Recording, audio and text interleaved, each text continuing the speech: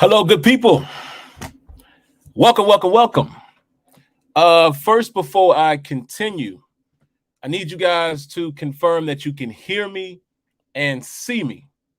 That'll be the first thing I need you to do before we even get started. But welcome to the post-game reaction show with myself, SimFBallCritic, SimFootballCritic, live from father-in-law Leonard's basement. But guys, please confirm that you can hear me. The audio is probably not going to be as clear as it should be. I will explain that to you guys here in a moment. Obviously, I'm not in my own environment. I'm using my MacBook. And actually, let me plug it in to make sure we don't lose any power while we're streaming here. Give me a second.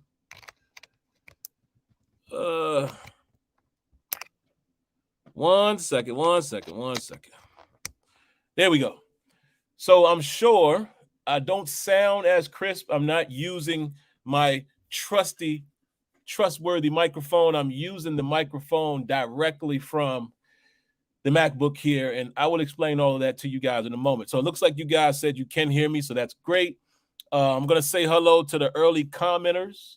I'm glad I'm able to present a stream to you guys this way. I still can't do it on my desktop because of whatever reason. I'm still going to try to see if I can figure that out in terms of, hold on, let me get myself centered here. There we go.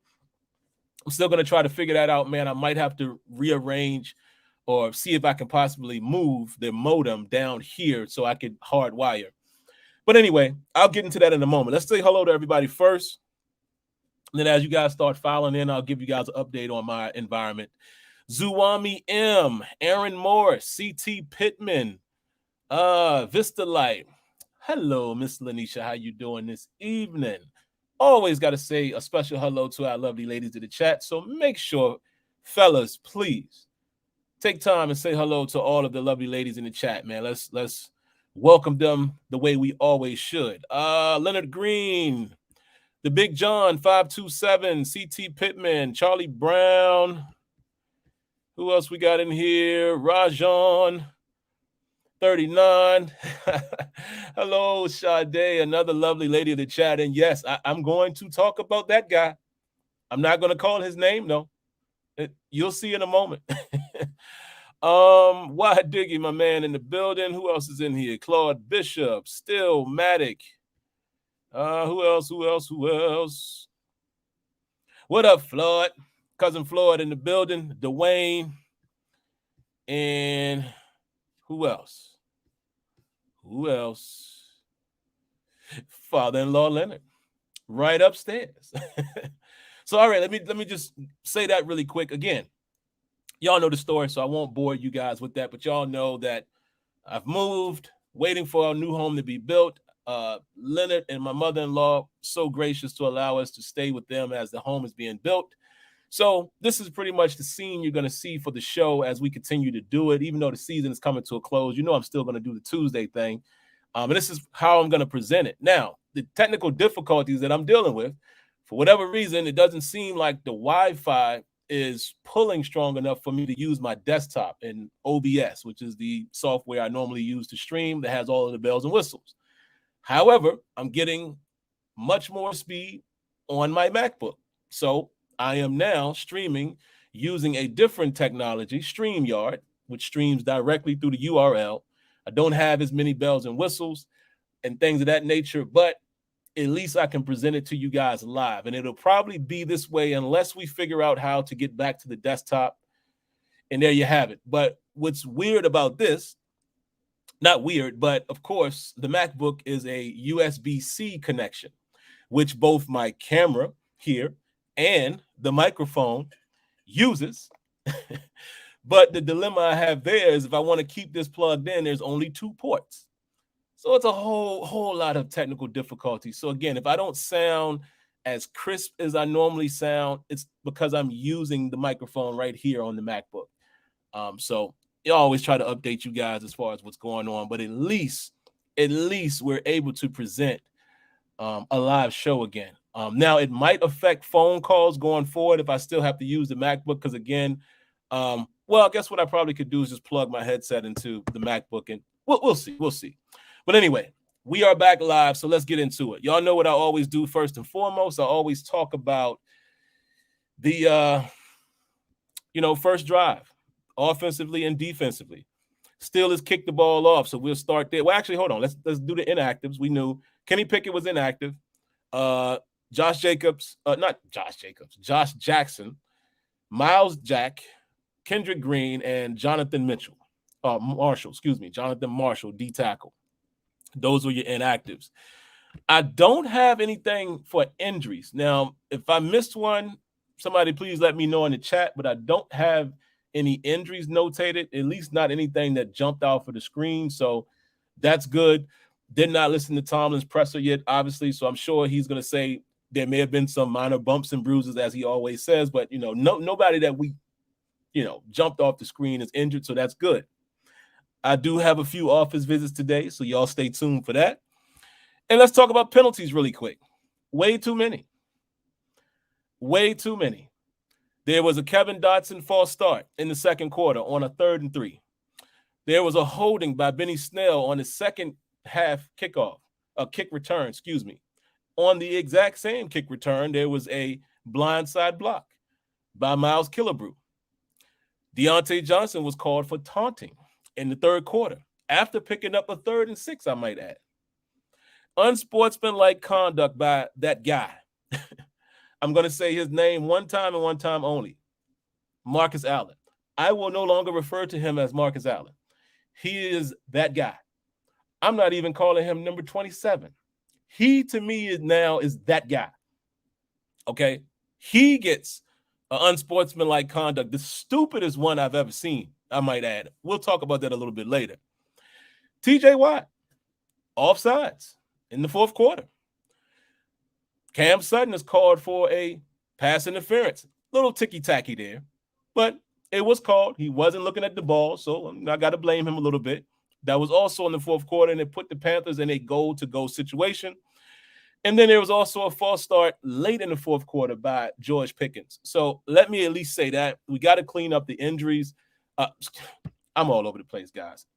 Penalties. We got to clean up the penalties. Penalties did not make me feel good at all today. I did not like that. They got to clean that up. And really quick, guys, let me just, again, one quick production check. Is everything, you guys are able to see me normal? There's no sputtering or anything like that? Can y'all confirm that? No buffering? I think we're doing okay so far. Let me check. Yeah, it looks like our connection is excellent. It's per YouTube, but I just want to check with you guys. Is any buffering or anything going on before I continue? We don't want another situation like what happened on Tuesday. So if y'all can confirm that really quick, I will continue going. You're good. Okay, great. I'm glad. I'm glad to hear that. Thanks, Floyd. Thanks, Mr. Winningham. Thanks, Claude. And yeah, Mr. Winningham, I didn't see you early in the chat. So how you doing today, sir? Always got to give a hello to my man, Mr. Winningham. So let's get back to where I was going. Pittsburgh Steelers deferred. So that means we're on defense first. So first defensive series, Larry Ogunjobi gets a tackle for loss on first down. I want to say this once again. I wish Omar Khan would have signed him during the season. I really want to retain Larry O. It is very important to retain him. The reason why I say this is obviously we know that we need help in the trenches. We need to get younger in the trenches. But if we have guys like him that is stepping up and playing along with Cam Haywood, while we groom the next guy, I would like to keep Larry O. Let's not forget, Larry O was supposed to be with the Chicago Bears. I think it was Chicago. He failed his physical, which is the reason why he's now with the Pittsburgh Steelers on a 1-year deal. I wish Omar Khan would have gotten an extension going during the season. That would have been great. I'm just fearing that we might lose him in free agency. And the way he's been playing, we need him. We need Larry O to be on this squad. So anyway, he gets the TFL on first down. On a second and 11, the Steelers give up 3 yards on the run. Not too bad. The Steelers are then facing a 3rd and 8, and the Steelers defense is able to force a 3-and-out. Outstanding.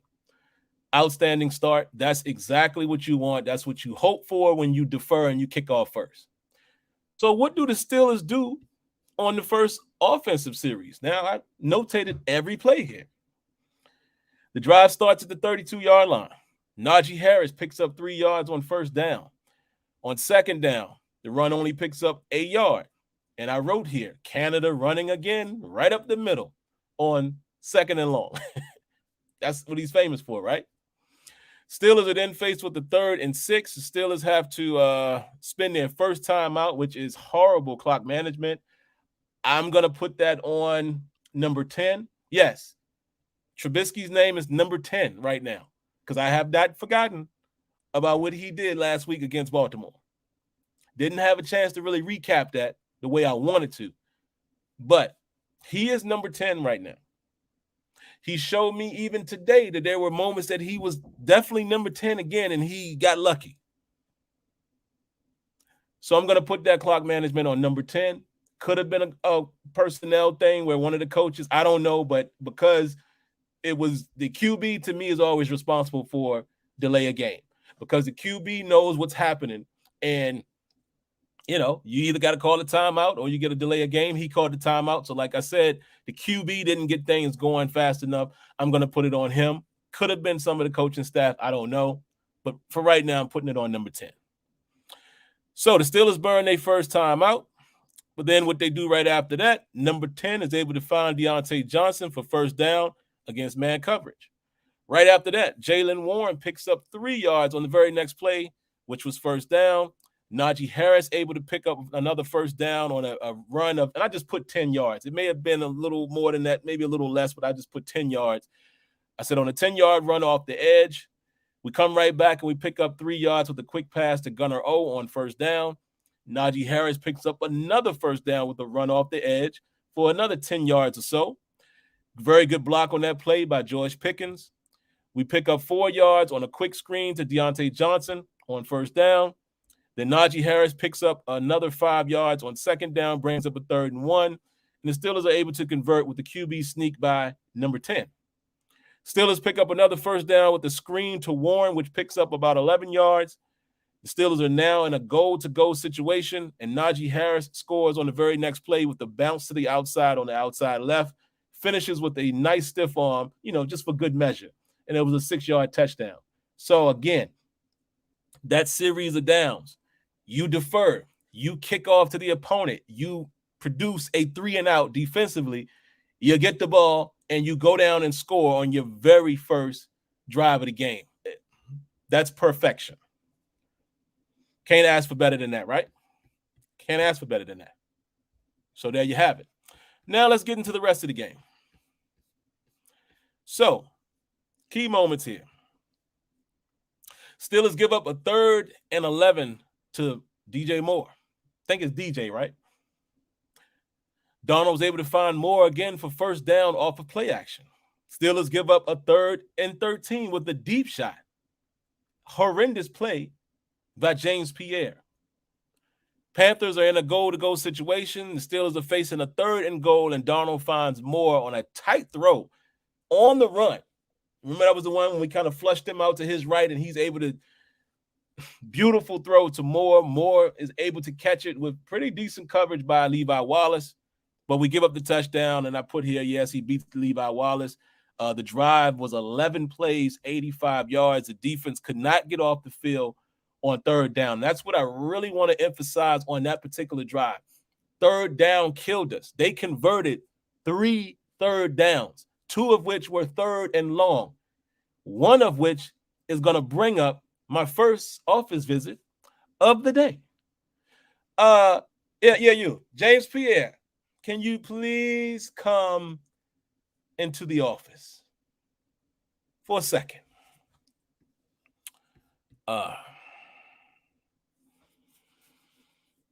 Mr. Pierre, you kind of reminded me of an old Steeler cornerback that we once had, that we drafted in the 1st round, that had the same problem that you had today. peeking in the backfield. Kind of reminded me of Artie Burns on that play. James Pierre, let me ask you this question. If you're playing cornerback, right, whether you're in man or bail, whether it's zone, what have you, that was a zone play. One thing that you never do, even in cover 3 or maybe cover 4, any of these situations where you're playing that deep third, one thing that you don't do is you don't allow the outside receiver to run past you. You somehow continue to watch the quarterback as the receiver runs right past you. What were you doing? I mean, this dude had you about 7-8 yards. What were you doing? Like, seriously, what were you doing on that play? Unexplainable. And James Pierre, you've had a couple plays this year where we doing like this, scratching our head. Any opportunity that you may have had to kind of be the guy going into next season, since the Steelers are still probably trying to find a legit lockdown cornerback, you threw it right out the window. That was horrendous. That was horrible technique. So you, my friend, had to be called into this office. See you next time. Because you're probably going to be back. You're probably going to be back in here before the season is over. 3 more games. I'm willing to be a betting man and say that I'm going to call you back into the office before this season is over. All right. Dismissed. My goodness. My goodness. I just don't know what you're doing. So, all right. Let's keep it moving, guys. So after that, second offensive drive, the Steelers facing a 3rd and 3. And it turns into a 3rd and 8 because Kevin Dotson has a false start. But the Panthers give it right back because they were offside. So we ended up getting back into a 3rd and 3, and number 10 finds Pickens on a deep shot downfield to convert. Pickens makes catching look so very easy. I'm going to be honest with y'all for a moment. And I know some of y'all might say I'm crazy. And actually, let me go back to the chat. I want to see if you guys agree. George Pickens catches the ball cleaner than most people I may have ever seen. I'm going that far already. Y'all have heard me say this week after week when he makes a play. He makes it look effortless. He makes 50-50 balls look effortless.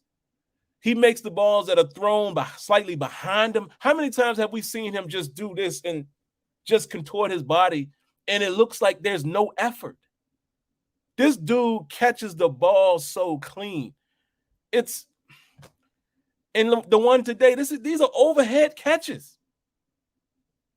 It's like he's always in control of his hands and feet. Effortless. It never looks like this dude is struggling to make the catch. He comes down with it. Am I crazy, guys? He's one of the best I've ever seen at that. Not saying he's one of the best receivers ever. I'm talking about how effortless he makes a catch, a difficult catch look. Would you guys agree with that or no?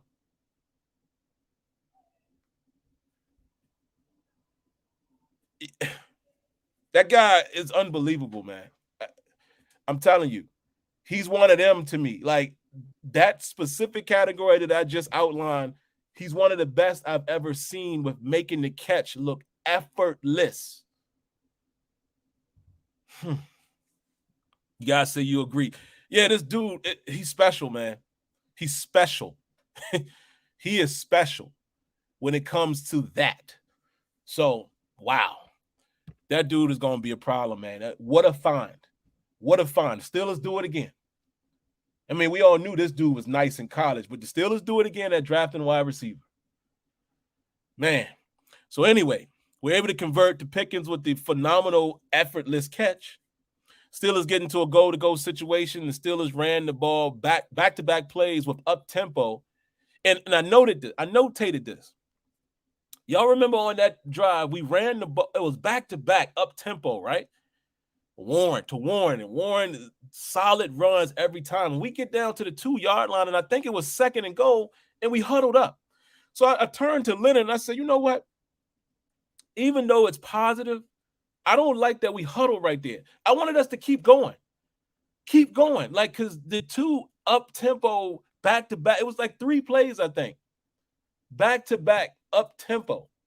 And we were gaining chunk plays like 5 to 6 yards each time. I'm like, yo, Mitch, number 10, do it again. Do it again while we got them on their heels. Don't huddle up. Don't huddle up and give them a breather and allow them to substitute. Y'all remember that possession? And I was like, why would you do that? I didn't understand it. And I don't know if it comes from him or Canada, but I was a little upset at that moment. Like, why are we huddling? Like, obviously, you're going up tempo and you saw something and it was working. So I was just like, why did you stop the momentum there? But anyway, didn't cost us because we were able to still get into the end zone with the 2-yard run by Jaylen Warren. Shout outs to Jaylen Warren, man. I really felt like we saw a real solid 1-2 punch today. Both of those guys were running the ball hard, man. And, you know, I'm going to root strongly for Jaylen Warren because y'all remember before the season started, and I kind of discounted him as a UDFA. I was looking more for the Durant kid, and I thought somebody else would perk up and be that guy.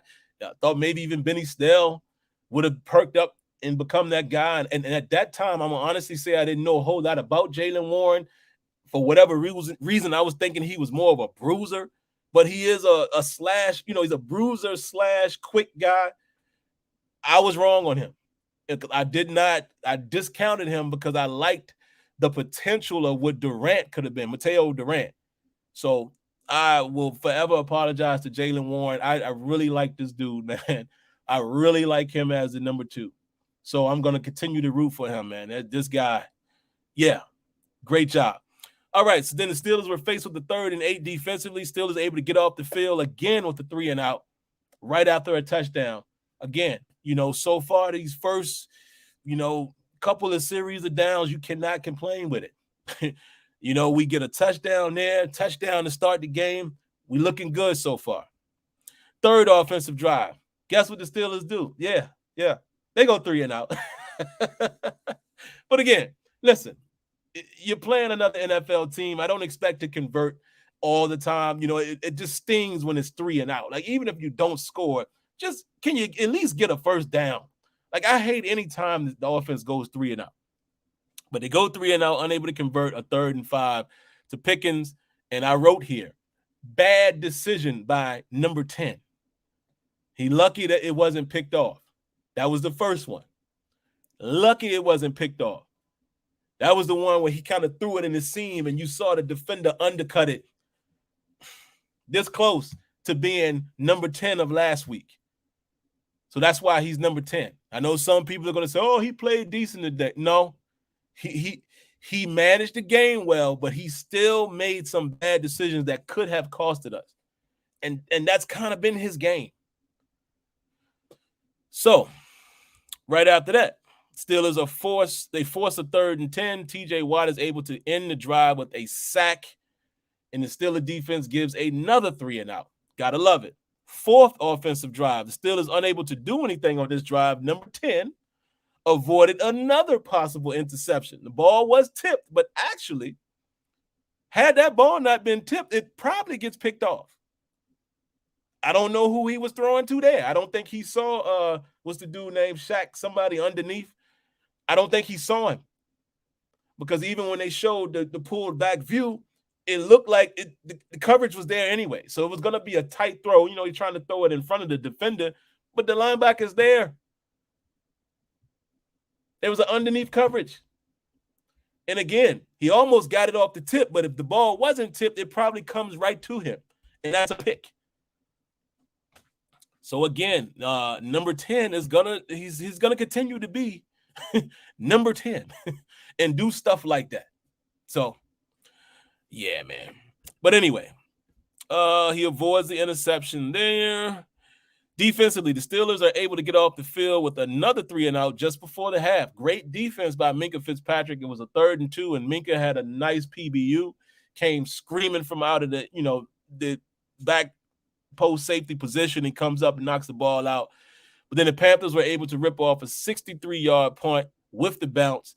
And I don't know if Steven Sims could have fielded that one. They had a shot at Tomlin, and Tomlin kind of shook his head. So I don't know if it was an opportunity where he could have fielded it and he just let it go. But either way, that decision allowed the Panthers a 63-yard punt. So essentially, the 5th drive of the Steelers offense did nothing. They just basically ran the clock out to go into the half. Coming out in the second half, 6th offensive drive. Drive starts deep in the Steelers' territory after a penalty on the kick return by Miles Killebrew. They convert a 3rd and 1 with Najee Harris. Steelers were then first faced with a 3rd and 9, and number 10 finds Deontay Johnson to convert. I did right. Nice throw by number 10. Steelers get explosive play with a jet sweep to Steven Sims. Almost got blown up, but, he's able to avoid the tackle from Shaq.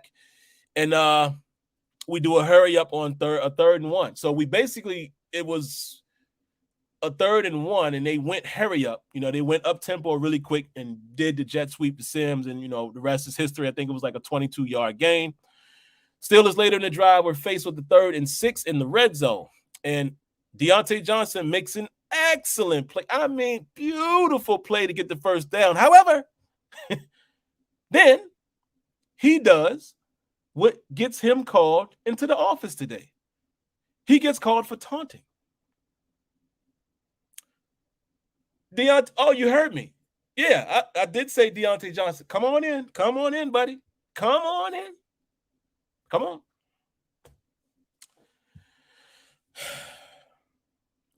Deontay, you know what? I'm not going to keep you in the office that long today because you had one heck of a game. But why is it that I always have to call you into the office for dumb stuff, bonehead stuff? If it's not you running backwards, it's you doing something like you did today. You getting up and flexing and dog. You made about 3 people miss. You broke about 3 tackles there with your shiftiness. And then you get up and stand over top of the defender. Thanks, son. We need you to use your brain. We need you to use your brain in that situation. That was an in-goal-to-goal situation after the 3rd and 6 pickup, and you get a 15-yard penalty that takes us out of the red zone.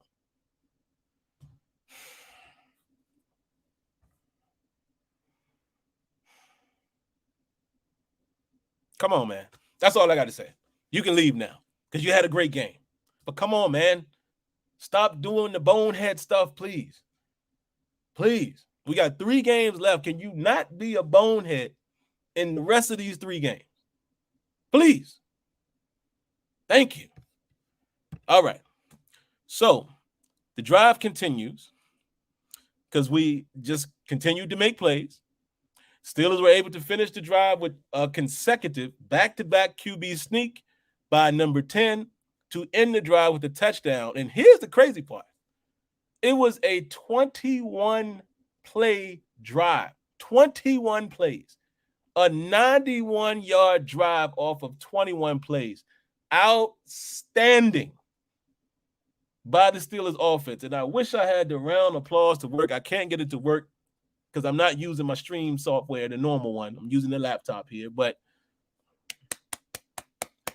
outstanding job by the offense, despite Deontay Johnson almost blowing it. Boy, if we would have had to settle for a field goal on that, I would have went real crazy on Deontay Johnson right there. So great job by the offense. At that point, the Steelers are up, if I'm not mistaken, what was it, 21-7, I think, at that point. Right after that, Carolina gets an explosive play to Hubbard in front of Robert Spillane. Man, Spillane, boy, it was no chance for Spillane to cover him. But then even after that, he couldn't even get close enough to him to make the tackle. And Hubbard is able to just do his thing. Picked up a huge gain for the Panthers, but the Steelers were able to end the drive at that point with back-to-back sacks by Alex Highsmith and Big Cam. Boy, did Cam destroy his man on that sack. However, and I have but written in big, bold letters, that guy is called for unsportsmanlike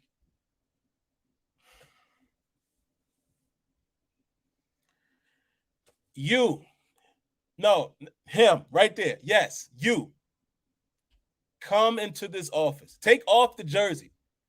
Take off the jersey, because I'm not even going to address you as number 27. Come into this office right now, please.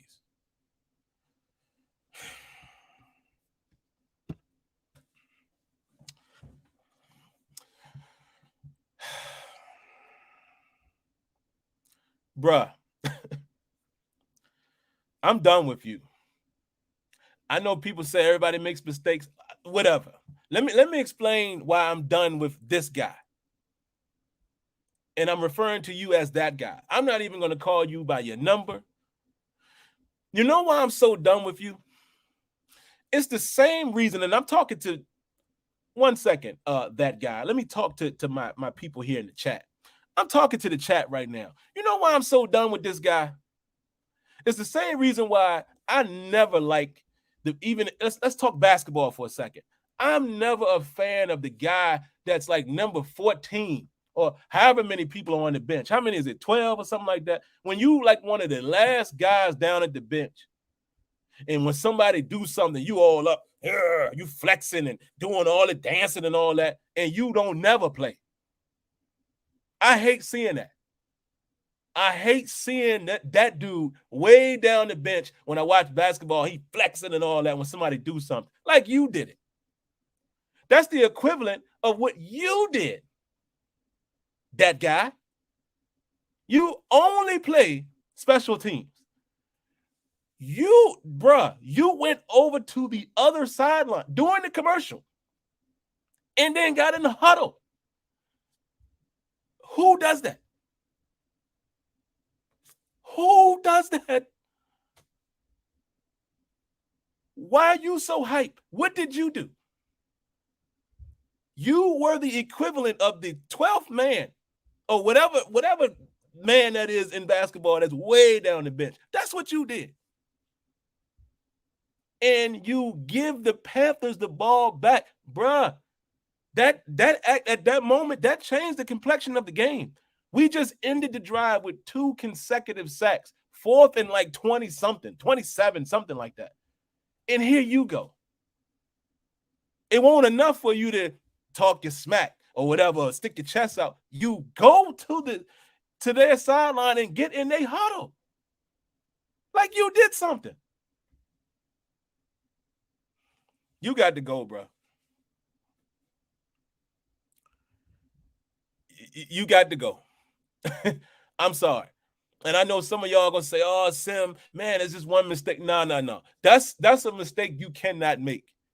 Everybody in the world knows you can't do that, especially if you ain't did nothing. At least Deontay Johnson did something. He got up and stood over the dude. That was stupid. But at least Deontay Johnson balled today. You, my friend, get out of here, man. I'm sorry. I can't even refer to him as his number. That right there, what they say, that grinds my gears. Get out of here, dude. Lord have mercy. Dog. I wanted to lay that dude out. Boy. Only thing I will give him credit for last year is he was able to get Tomlin including Tomlin on a TikTok dancing. That was cool. But what you did today, get out of here, fam. That was y'all can see how mad I am. I cannot believe that. Father-in-law Leonard said he literally said, I think he's high. Yo, boy, man, can y'all imagine if the Panthers would have scored on that drive? So anyway, what they ended up doing, man, gave them the ball back, and the defense stands firm and forces a field goal. It ends up being 21-10. 7th offensive drive. Steelers do what? Go 3 and out. That offense always seems to go 3 and out at the wrong time. So on a 3rd and 6, unable to convert, they go 3 and out.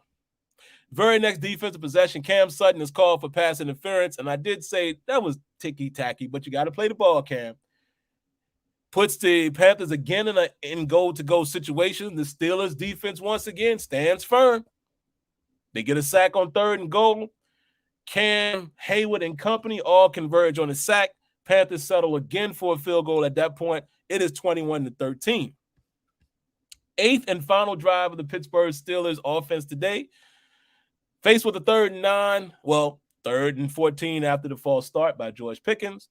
Number 10 is able to convert with a quick slant to Deontay Johnson, and Deontay Johnson does a pirouette, spins in the middle of the field. I mean, that's just embarrassing as a defender, and able to pick up the necessary yardage. Steelers were then faced with a 3rd and 6 later on. Number 10 finds Deontay again to convert, and then the Steelers convert a 3rd and 1 with another quarterback sneak by number 10 with under 3 minutes left in the game. The Steelers able to finish that drive with a field goal by Chris Boswell with 1 minute and 4 seconds left on the clock. Steelers at that point go up 24-13. Carolina Panthers were able to, take advantage of the soft zone, and the Steelers allow them to milk the clock, yada, yada, yada. They get down with 19 seconds left. They kick a field goal, and that's how the game ends, 24-16. Now, I will say this. We all clearly know now that Ben Roethlisberger did not like to do quarterback sneaks. Now I'm starting to really believe that it was Ben, because we have seen so many quarterback sneaks this season, whether it was Kenny Pickett or number 10. We have seen a bunch of them. Probably, honestly, we may have seen more quarterback sneaks this season than Ben has ever run in his career. I don't know if I'm accurate there with the numbers, but man, clearly Ben in his older age, I'm not knocking him for that, but clearly either he didn't want to do it or we weren't comfortable with him doing it. Because, man, we ran how many today? How many did we run today? Like probably 6 of them. Afro Thunder, no, I didn't come on last week, man. I had some technical difficulties. I was out of town. I was out of town last week. Unfortunately, I had a funeral to attend this past Monday. I tried to come on Tuesday, had some technical difficulties, and now I'm able to use my laptop as opposed to my desktop to at least present this to you guys live. So, until we figure out something else, this is probably how I'm going to be doing the show for the next several months or so, until I get back in my environment. But we'll talk about that later on. But anyway, let me wrap up, put a bow on my thoughts, and then I'll come over to the chat. Couple takeaways from the game, man. That left side of the Steelers offensive line was doing well. They were doing work early in the game. And I will say, as a whole, I'm going to give some credit to the O-line, man. They opened some holes today. Yeah, there were a couple times where the Panthers were able to stuff the run, but largely the Steelers ran the ball very well. Excuse me, guys, for not being on my grind here. I usually have the statistics. Let me get to the game here. One second. I'm sorry if you hear some background noise. Let me get to the statistics, and I can quote some real figures for us. Pittsburgh Steelers were able to run the football. We had a total rushing stats of 156 yards. Wow. 156 yards to Carolina's 21 yards. And I'll talk about that in a moment.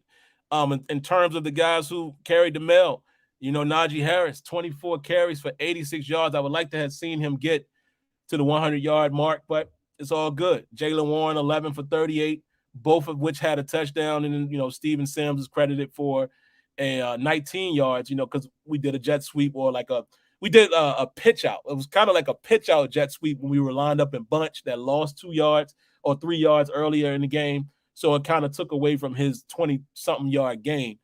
But anyway, that's what we ended up with in terms of rushing. But again, man, the Steelers running the ball fairly well, man, in the last several weeks. You got to appreciate that. So again, that's a nod to the offensive line. It's like I said earlier in the year, man, it takes time sometimes, guys. I know everybody was trying to say how bad our offensive line was. It had they been playing well all year? No. But it does take time when you rebuild and you put a new unit together. You know, some guys are young, some guys are free agents. The offensive line has started to come around. They've started to come around. So I gotta take my hat off to them for the way they played today. What else we got? Mark Robinson gets some defensive snaps. I can't wait to get my hands on the footage because I'm going to be honest, I didn't really pay attention to the times when he was out there. I just know that he was out there early in the game. So I am curious to see, you know, when I get the all-22, how he looked. Speaking of the all-22, for you guys who pay for that content, my apologies, man. My last week or so has been rough. Y'all know that. I will get that footage out to you guys this week. I will do that of this game. All right. So that will be coming to you guys. You know, when I get my hands on it, I will be bringing that to you. But yeah, I can't wait to see the film, man, just to see when he was out there, how he was used, how he played, et cetera, et cetera. It was just good to see him get some snaps because, again, this is a guy that I think we can develop. Hopefully we bring him back. Well, we drafted him. We drafted him, so he's under contract. So, yeah, I'm curious to see how he pans out. Steelers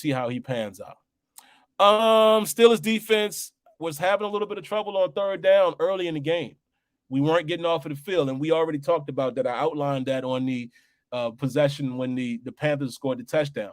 You know, we gave up 3 consecutive third downs on that drive, gave up 2 third and longs. It's not acceptable.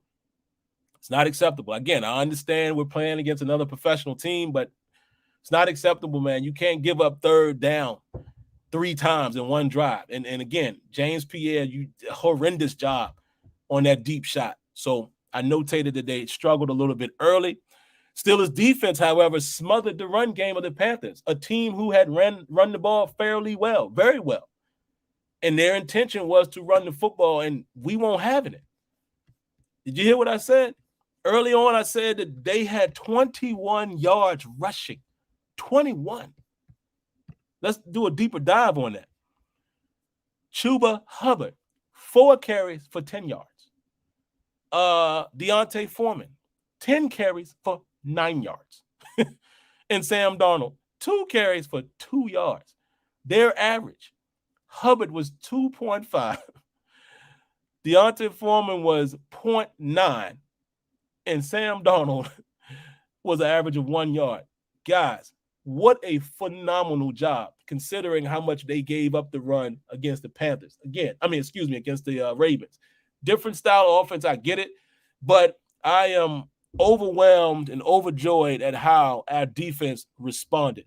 That was outstanding. Oh, I see we have a donation here. Again, you're going to have to bear with me not having my normal software.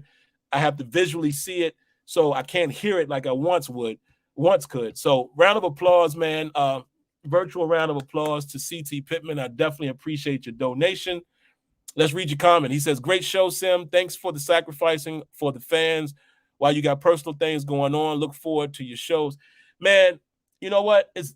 You say it's a sacrifice. To me, I say it's a responsibility, right? Even though it is a sacrifice, but I commit myself to doing this for you guys. So I'm always going to try to do what I can to make it work. Even if it is a scenario like today where I have to use a less than desired microphone off the laptop, or I have to use a less than desired computer like my laptop versus my desktop, and I don't have my normal setup. It is what it is. Like those times you guys have seen me do the show off the phone.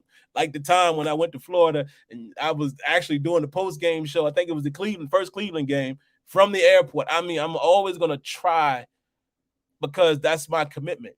And I'm not putting myself in harm's way, if that makes sense. Like I'm not doing something that's stretching me thin. So if I can make it happen, I'm going to try to make it happen.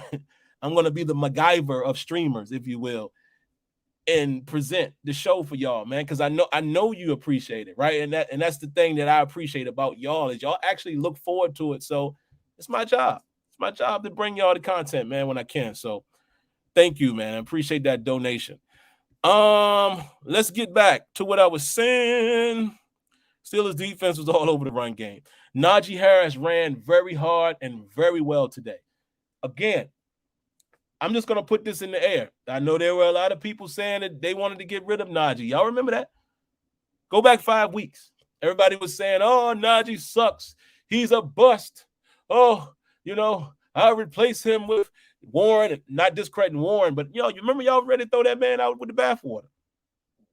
Y'all was ready to throw him out. But now all of a sudden he's looking like Najee Harris. He's looking like that rough and tough, gritty runner for the Pittsburgh Steelers, that smash mouth type of running. For the last few weeks here, Najee Harris has ran that football. So y'all can say what y'all want, but my opinion is different. I like this guy. I love that big bruiser, and I love when he realizes how big he is and he runs hard. Not as much shake and bake from him now. Now he's like right in your face.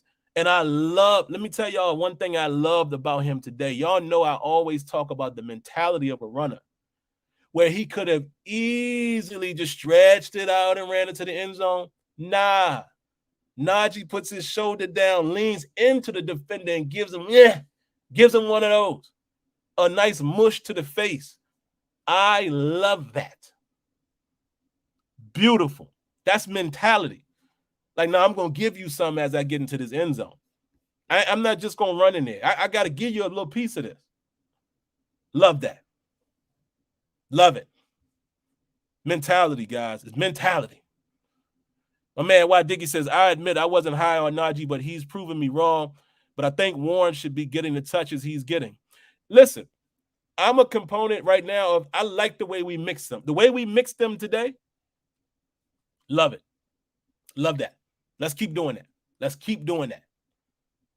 Let's keep doing that. I am a fan of not running Najee into the ground or, as my man just said, taking carries away from Warren. I like that compliment. I like that 1-2 in a real 1-2, not a spelling, right? Not spelling Najee. No, the game plan should be we're working both of you guys in. I like that because both of them were successful. And if a Pittsburgh's still a team with a rookie quarterback, talking about the future, as he continues to develop, if we can get a run game going with two backs, come on. Luis D, round of applause to him. Appreciate that, Luis, for your donation. Let's throw that on the screen. He says, safe to say Mason Cole has been the best lineman. Very possible. If you want to get into the minutia of it, I'm not going to go that far with that because I haven't done that with linemen, but I will say that I could definitely agree with Luis and said he's been the most rock steady, right? He's been the guy that we have not talked about. And that's for a good reason. Yeah, Mason Cole has been doing his thing. So I do not disagree with that statement whatsoever. I only got a couple more things, and then I'm coming to y'all, man, for a little bit. What we got? Steelers were pretty efficient on third down today. They were. And let's look at the actual numbers. Let me get it quick. On third down, the Steelers were. Do they have that here? They don't have those stats readily available. They don't have it readily available on NFL.com. I do know at one point during the game, I heard the commentator say the Steelers were 9 of 11, and we didn't convert that one. So at that point, we would have been 9 of 12. But, hey, outstanding, man. And we were picking up third and longs. So great job by the offense with that. And the last thing I got, man, the 2 bonehead penalties, man. We already talked about it. You just can't have that. And I want to say this, right? Because people a lot of times will go to the head coach and they will say, undisciplined team. I got to be honest, man. I'm going to ask y'all, because I like to include you guys. How the 2 penalties that we saw today, explain to me, and let's take Tomlin out of it, just any head coach. Explain to me how you can put those specific penalties on a head coach. Explain that. Unsportsmanlike conduct. How can you put that on a head coach? Because people always say that. When penalties happen, people always say, oh, the team is undisciplined. The coach got to – all I want to know, again, from being somebody who's played sports, played football, and the stuff that I used to do that my coach didn't like, that was me. That wasn't his teaching. That wasn't his teaching. But I see people a lot of times say it in this chat. People always want to say it's on the coach. And I'm like, how? Now, if you had penalties like this all season, and let's say you don't see the coaches do anything to rectify it, they don't pull the guy out the game or, sit him down for a while, something like that, that's different. But I don't get how people blame coaches for that. Let's see. Let me see what y'all got. Kenya said that's on the player. Sade says, good question. You cannot. These are grown men. Sun Moon said that's an individual penalty that was undisciplined. Yep. Zuwami M says coach can't control people's personalities. Okay. Afro Thunder says you can't. It's on the players, especially during the heat of the moment. Okay. Wave Dave says if it was Marvin Lewis, maybe. Laugh out loud. He says, but no, that's on the player. Okay. And Sade says Tomlin teaches opposite of that. Okay, so most of you guys are with me, man. Yeah, I just don't get when people try to blame. Like I said, I'm not even talking Tomlin now, but since Tomlin is our coach, people always want to say that's on the coach, and I'm like, nah, not those kind of penalties. Man, CT Pittman with another donation. Thank you so much, brother. Really appreciate that. He says, Sim, you are 1,000% correct. I played football too, and I went against what my coach told me to do many times. That was on me. Yes, me too. I told y'all the story about I actually closed the game out with an interception, right? However, my coach told me to play the flat. He told me to play the flats. He was like, son, you play the flats just in case. I'm like, dog. It's third and long. It's like 20 seconds left. They going deep. I decided to go play deep. I get the interception, right? In that game, it was raining cats and dogs. I never forget it. I'm returning that thing. I get hit, cough the ball, get the ball back. I get to the sideline, and I can just feel it, right? I look over my coaches. I go over there. What's up, coach? What did I tell you to do? What did I tell you to do? I said, yeah. Look, I tried to talk. He cut me off. He said, what did I tell you to do? And he wouldn't acknowledge that I made the play until the next day at film study. Then he said, okay, good job. But that's not what I asked you to do. But for the rest of that night, you would have thought I blew the game. That was on me.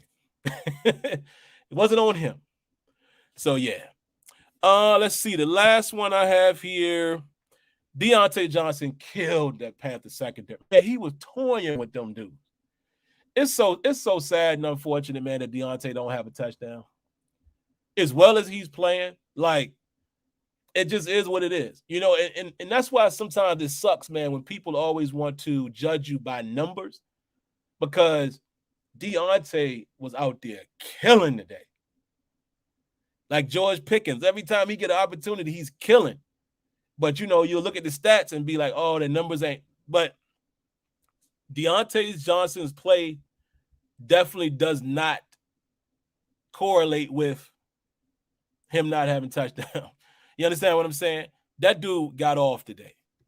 He got off, so I wanted to give him his flowers. So, yeah, Afro says, Sim, your coach called you into the office. He sure did. He sure did. So, real quick, man, last thing I got to say, great game by the guys, man. Like I said, I didn't have any expectations for this season. I definitely still don't have them now. It's just good to see the team successful, because right now we're building on the future. How can we be better next year and the next year? That's what I'm continuing to watch. I'm continuing to watch guys like George Pickens continue to show me that he can be that dude. I'm continuing to watch the offensive line coming to life a little bit, or the run game coming to life a little bit. That's what we need to carry into next season, regardless of what happens the rest of this season. And that's where I'm looking at this team. No expectations. Man, if we could have won that game last week, and again, those 3 turnovers, 2 of which in the red zone. Steelers might have won that game last week, and if we come back and do what we did today, you're sitting at what, 6 and 7. At 6 and 7, no, we would have been. Wait, what are we now? 6 and 8. 6. Yeah, we would have been 7 and 7. Is my math right? So we came into the day. Today we came in the game 5 and 8.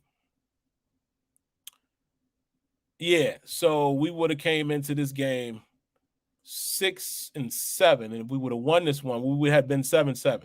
So, and at 7 and 7, again, I still wouldn't think we were going to do nothing, but at 7 and 7, it's a different conversation. Everybody's perking up like, whoa, they might have a shot. You see what I'm saying? And the game last week was in a grasp.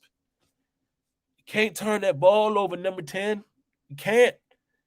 So we'll see what happens, man. I mean, they talking about the Steelers could win out and end up being 9 and 8, and they talking about how the Steelers, the team is saying they would rather not see Tomlin with a losing record. Man, at this point, again, it's just moral victories because I don't think anything would happen even if they won. I mean, we got a tough outing. Now we got to go to Baltimore. I'm not afraid of Baltimore, but you got to go to Baltimore and get that one.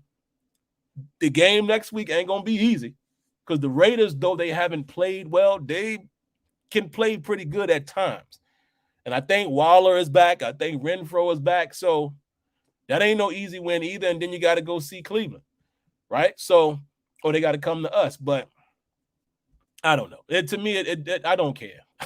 I don't care if they get I don't care. I do not care what happens at the end of the season because even if we get to the playoffs, myself has no confidence in us doing anything. So I just want to see the team play well, whatever that means. But all right, man, let me see what y'all got. I'll spend a little bit of time here. Okay, you guys were confirming. Yep, it would have been 7 and 7. Okay. Tampa Bay is up 10-0. Interesting. Somebody said Waller just scored. Yeah, that's going to be an issue. And yes, Real Facts is absolutely right. The Raiders have given us the business, it seems like, the last decade. We've had a tough time beating them. Afro Thunder says if it's 5 games this season, the Steelers should have won. Yeah. You're right. You're right. Steelers could easily, and again, I'm not being biased here, but let's give them 2 more wins. The Steelers could easily right now be sitting with 8 wins, like easily. And that's me being modest. Sade says, I just want to see improvement, as do I. Sun Moon says, do you think our offensive coordinator is going to be there next year? If he has another year on his contract, I think someone said he does, then unfortunately, I do believe he will be there. Here's the reason why. Since I have been watching the Steelers, maybe I missed one, but since I have actively been watching as an adult, say from 20 years old on, they have not fired a coach. They have not. They allow contracts to expire. They have not fired a position coach or head coach, obviously, coordinator. So it leads me to believe if Matt Canada has another year on his contract, I think some of you guys said he does. If that is the case, it is my belief that he will be back unless they do something outside of the ordinary. And that's how I feel with that. And you guys are saying he does have 1 year left. So my mindset says he'll be there unless the Rooneys decide to do something different. I know, again, a lot of times people put that on Tomlin too, but that's not a Tomlin thing. If organizationally they don't fire, that's not a Tomlin thing. Now, it's a Tomlin thing for maybe hiring within, but the firing part, that's not on him because the organization don't do it. So that sucks. He might be back, folks. He might be back. Who do I think the Texans will draft? I don't know. I haven't put a lot of thought into other teams. So, I'm just being honest. I don't know. I don't know who fits. I don't know which one of them fits their style. By the way, who won that game? I know it was tied. Did Kansas City win that? Real Fact says, I'd entertain trying to move up to pick him. Kenyon, I looked at the draft projections and I don't see a lot of O-line needy teams high in the draft order. So you guys are talking about Paris Johnson. I'm assuming that's what you guys are talking about.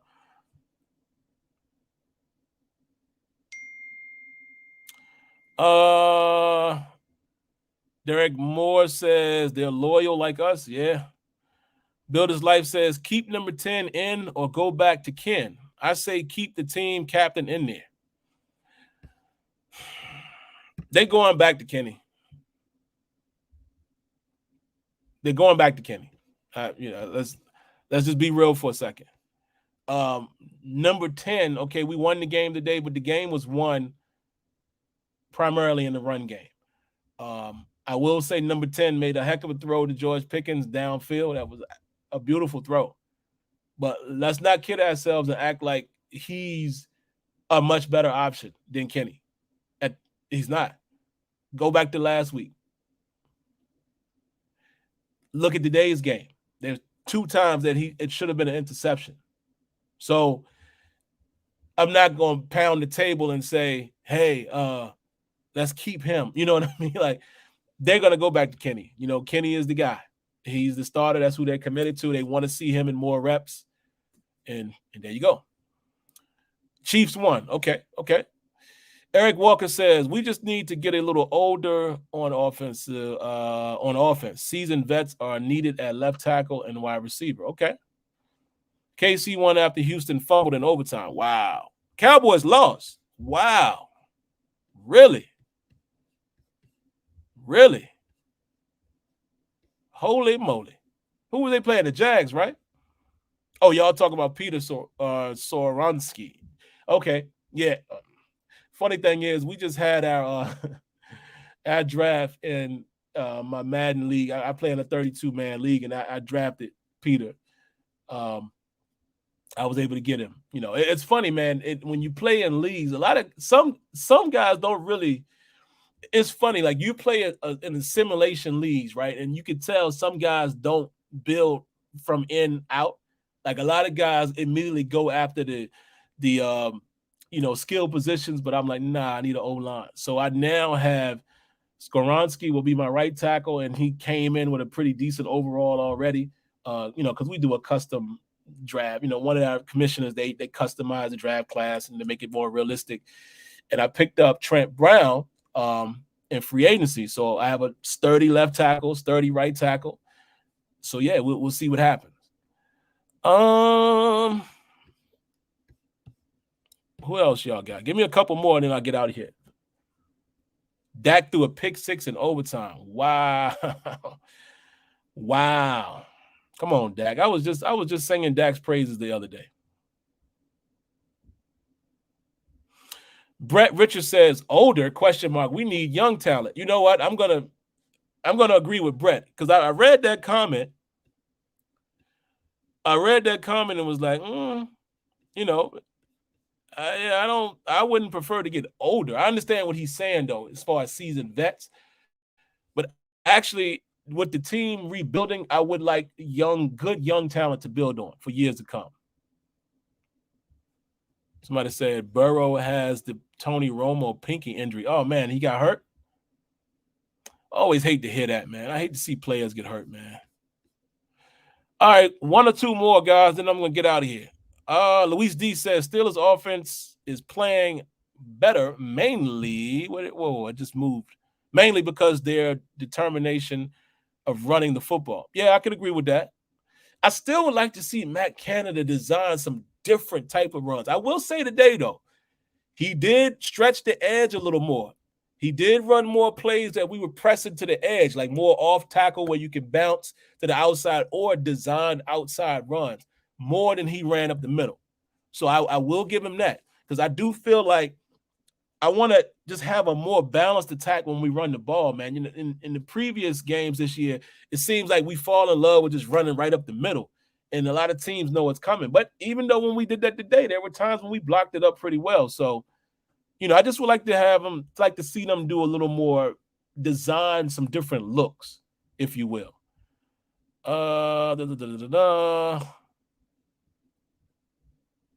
What would you draft first, O-line or cornerback? Theoretically, I would say O-line. If I'm campaigning for the cornerback, it does depend on who's there, right? But theoretically, and given where I think we're going to end up, I would say O-line first as the first pick. My man, Y Diggy, thank you so much, man, for the donation. I appreciate you. He says, y'all complain about Tomlin, but what would y'all say if what happened to the Colts happened to us? Be very careful what we wish for. Taking my own advice. Man, oh man. Guys, the Colts, how? 33-0